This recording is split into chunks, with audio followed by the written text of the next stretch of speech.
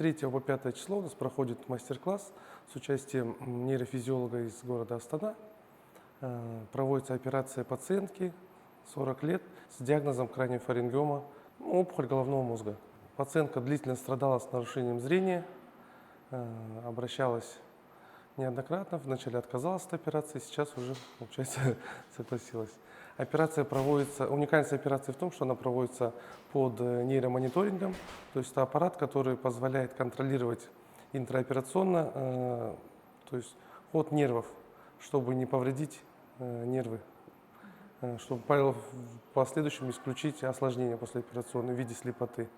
Во время операции, то есть нейрофизиолог дает сигналы, когда мы касаемся нерва, когда, получается, нужно отойти, когда нужно остановиться.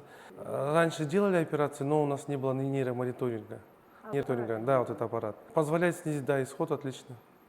Пациенты, то есть зрение сохраняется. Ну и даже если другие операции, при других опухолях, то есть во время операции, послеоперационные осложнения могут быть, то есть как нарушение движений в руке, в ноге, то есть слабость послеоперационная можно, удаляя опухоль, можно задеть центры, которые отвечают за движение в руке, в ноге.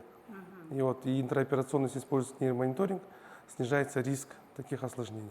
Эта операция также проводится молодой женщиной с опухолью головного мозга, только эта операция будет проводиться без наркоза, без разреза, то есть это малоинвазивный. Мы будем закрывать сосуды, которые питают опухоль, чтобы в дальнейшем предотвратить ее рост.